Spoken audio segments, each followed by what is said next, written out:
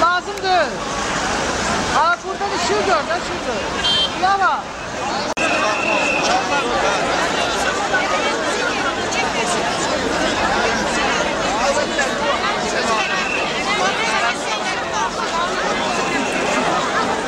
Biz heç nə istəmirik bu hakimiyyətdə. Zavod yox, fabrik yox, müəssisə yox. Hər kəsən bu Sovetski cəmaatı biri kirayə işin verib dolanır, biri kiçik bir bizneslə dolanır. Mənim də çayxanam var. Bu günləri mənim əlimdən evimi alırsa, mən harda yaşamalıyam oğlum? Ülvi Zahid oğlu Quliyev. Bax bir dənə oğlum, bir dənə oranı çək. Çək. O cavanlar dayanan yerdə, indi mənə çək.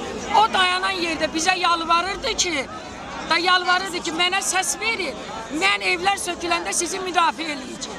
Mən də bu günləri əmr edirəm, tələb edirəm.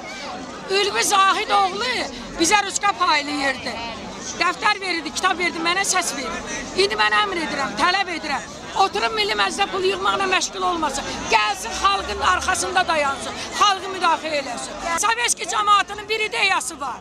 Onu hamısı, kimi dindirirsən bunu deyir. Mən evimdən çıxmayacaq, benzin tökəcək, hamımız özümüzü yandıracaq. Onsuz evim yoxdursa, evimiz yoxdursa, bütün xalqı deyir ki, Sovetski cəmaatı hamısı, kimdən soruşursan deyir ki, əgər bu günləri mənim evim yoxsa ölümə məhkumam, yaşamağa dəyməz. Elə benzin tökərəm 10 il gec, 10 il tez ölərəm, çıxıb gedərəm. O yaşamaqdansa, ölənlərin olmaqdansa, erməni qaçqınları var. Bakı qaçqınları var. Bəli. Hamının ideyası budur, evdən çıxmayacaq. Evimizə də traktor gətirsə, hamı bir nəfər kimi deyir ki, benzin töküb hamımızı yandıracaq. Ailəvi yandıracaq. Hardan mən bilməliyim? Mən yaşlı adamam. 75 yaşım var. Mən bu yaşımda nə şübhələri çıxmalıyam? Neft ölkəsi, varlı ölkə, pambuğu, nefti, suyu, çörəyi, hər şeyi.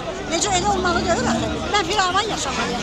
Ayrı ölkələrdə qocalar gedir, ailə saxlayır, kef edirlər sanatoriyalarla. Amma mən bu gümüşəm, bu daxmada batmışam.